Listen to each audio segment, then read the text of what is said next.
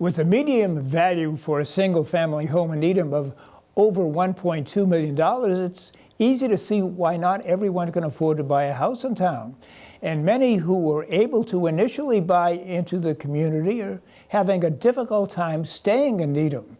But how big a problem is affordable housing in our town, and what are the obstacles to finding a solution?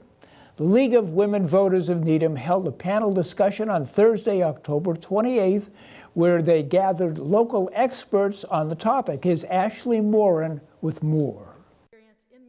The panelists explained why it is difficult for many people to afford to live in Needham with its current cost of housing. The median income is over $88,000 for a single person per year, or over $125,000 for a family of four. Definition of affordable housing is not paying more than 30% of household income for housing. This means persons and families of average income, i.e. 100% AMI in the Needham area, shouldn't be paying more for housing per year or per month than $2,200 a month for a single person, or $3,100 a month for a family of four. For new rental units, $2,600 to $4,200, Charles River Landing, $2,200 to $5,000 at the Kendrick, Modera 1 and 2 starting at $3,200 and $3,600 respectively. Even some of the older rental units in town, rents are high.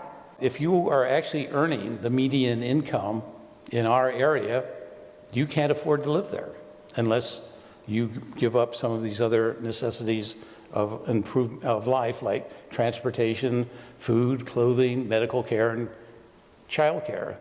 During Select Board member Dan Matthews' presentation, he explained that there are local, regional, and federal obstacles to affordable housing that need to be addressed. There's not enough funding for subsidized housing or enough moderately priced housing available. Federal capital funding was basically walked away from 40 years ago by the federal government. That's one of the reasons our public housing is in tough shape.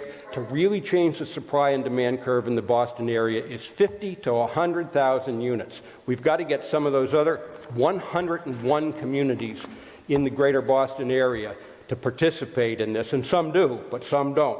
The Needham Housing Authority Facility Master Plan is the #1 way to get more housing that is targeted and improve what we've got for the lowest income, most needy, most diverse part of our population here in town.